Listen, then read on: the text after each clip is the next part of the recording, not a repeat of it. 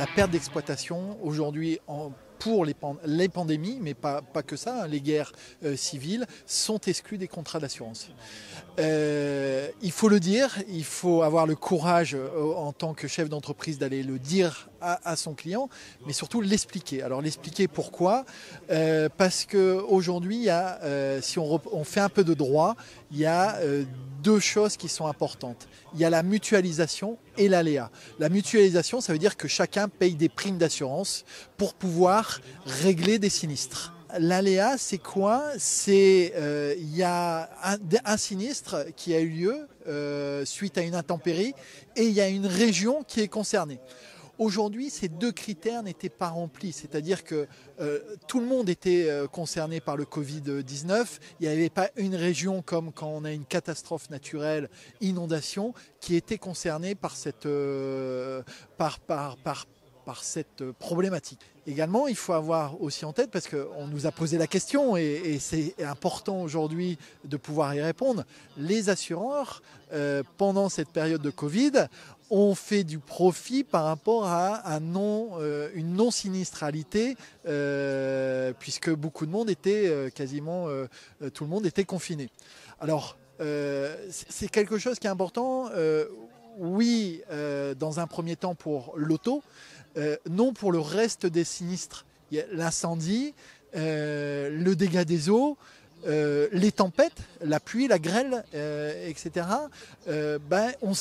On continuait à sévir sur le territoire, le vol également.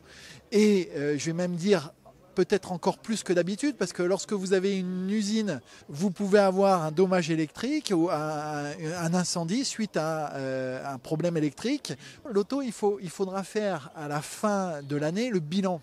Parce qu'on a pris l'exemple de la Chine, on s'est fortement inspiré. La Chine, lorsqu'ils sont confinés et déconfinés, on a regardé ce qu'ils ont fait.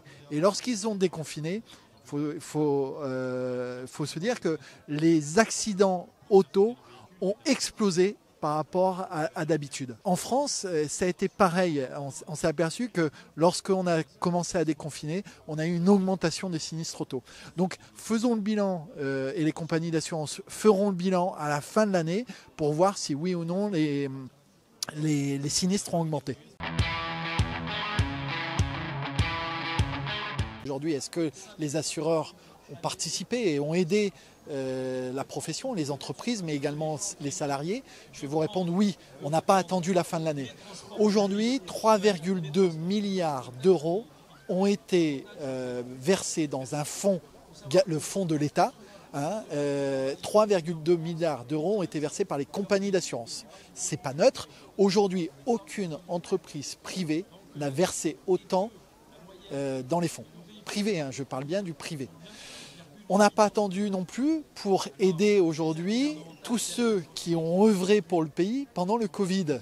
Je pense à tout ce qui est le corps médical, les infirmières, les brancardiers, les personnes qui nettoient les hôpitaux et les cliniques, les éboueurs qui ont participé. Voilà, toutes les personnes qui ont participé à la vie du pays dans le Covid, on a, en fonction des compagnies, mais on a pu éventuellement les aider. Alors les aider, c'est les récompenser en leur offrant 2-3 mois de cotisation.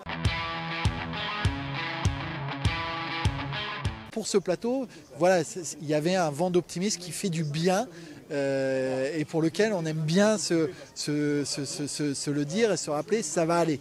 Voilà, il faut passer cette période.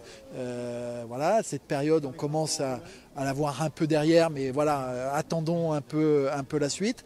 Mais voilà, ce vent d'optimisme, ça fait du bien à entendre et chacun, on peut se le dire, c'est important aussi pour notre morale. Les compagnies d'assurance réfléchissent, ne s'arrêtent pas non plus à ce qui s'est passé, à se dire voilà, non jamais on assurera la perte d'exploitation pour le Covid. Aujourd'hui, il y a quelque chose qui est en train de sortir de terre, qui s'appelle la catastrophe exceptionnelle, une garantie qui serait susceptible de garantir les pandémies si malheureusement on devait à nouveau subir une pandémie.